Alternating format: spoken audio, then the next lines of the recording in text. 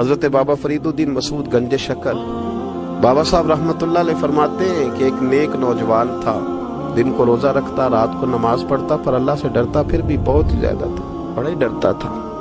موت کا وقت آیا تو ماں ہی تھی بس اس کی، تو ماں سے کہنے لگا اماں میری ماں ہے، میرے ساتھ 3 وعدے تو کر۔ اس نے کہا پتر تو بتا، آخری ہجکی لے رہا ہے اور اس غریبنی ماں سے تو وعدہ لے رہا ہے، بتا کیا وعدہ۔ عرض کرنے لگا اماں جب میں مر جاؤں نا تو میرے گلے میں رسی ڈال کے تو مجھے گھمانا کر کے صحن میں۔ اب لوگوں کو کہنا جو رب کی نافرمانی کرے اس کا یہی حال ہوتا ہے، یہ اعلان کرنا جو اللہ کے نافرمان ہوں ان کا یہی اشر کیا جانا چاہیے۔ اور اماں پھر دوسرا وعدہ کر، میرا رات کو جنازہ اٹھایا جائے، میں نہیں چاہتا کہ کسی کے منہ سے یہ لفظ نکل جائے کہ وہ دیکھو اللہ کا نافرمان جا رہا، رات کو میرا جنازہ اٹھانا۔ اور اماں تیسرا میرے ساتھ وعدہ کر کہ لوگ مجھے دفن کر کے آ جائیں گے تو تو میری قبر پہ چلی جائے گی، عمل میرے پاس کوئی نہیں، پر مجھے لگتا ہے ماں کے قدموں کی برکت سے عرش کا مالک بھی رحم فرمائے گا، اماں تو وعدہ کر۔ بابا صاحب رحمتullah علیہ فرمانے لگے کہ ماں بوڑھی ماں نے وعدہ کر لیا، کہا بیٹے ٹھیک ہے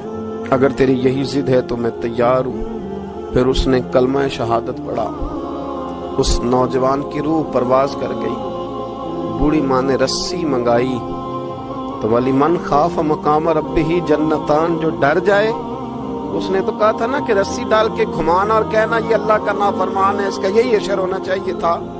لیکن جب ماں گلے میں رسی ڈالنے لگی تو گھر کے ہر کونے سے آواز آنے لگی خبردار یہ رب کا دوست ہے، اللہ کے دوستوں کے ساتھ اس طرح کا معاملہ نہ کیا جائے، اسے چھوڑ دیا جائے۔ اور کہا تمہیں کچھ بھی اور کرنے کی ضرورت نہیں ہے، یہ تو رب کا دوست ہے اور رب کی بارگاہ میں حاضر ہو گیا۔ کوئی بندہ کہے گا کہ یہ تو ایک بابا فرید کا سنایا ہوا واقعہ ہے، سنیے بخاری میں حدیث ہے،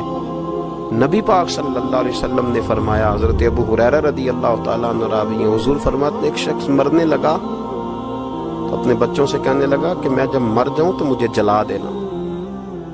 اور پھر میرے جلے ہوئے وجود کو پیس دینا، پھر مجھے ہوا میں اڑا دینا،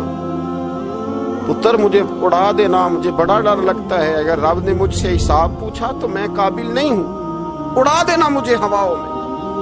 اگر اس نے مجھ سے حساب لیا تو بڑا سخت حساب لے گا۔ حضور فرماتے ہیں بخاری میں موجود ہے،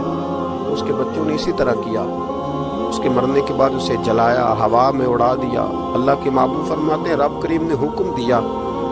زمین کو کہ اس کے ذرات کو جمع کرو، زمین نے ذرے جمع کیے، خدا نے حکم دیا تو اس کا وجود پھر سے اسی شکل میں آیا۔ تو رب کریم نے فرمایا یہ جو تو نے وصیت کی تو کیوں کی؟ اللہ جانتا ہے کہ نہیں جانتا؟ یہ کی تو کیوں کی؟ تو وہ پڑا کہنے لگا اللہ میرے اندر تو طاقت نہیں تھی تیرے سامنے کھڑا ہو کے حساب دے سکوں، تجھے منانے کے لیے تیرے خوف سے ڈر گیا، میں ڈر گیا۔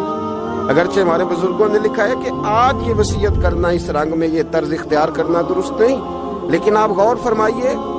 کہ نبی پاک علیہ السلام فرماتے ہیں جب اس نے کہا نا اللہ تجھ سے ڈر کے یہ کیا، تو رب کریم نے فرمایا جا پھر میں نے تیری مغفرت کر دی،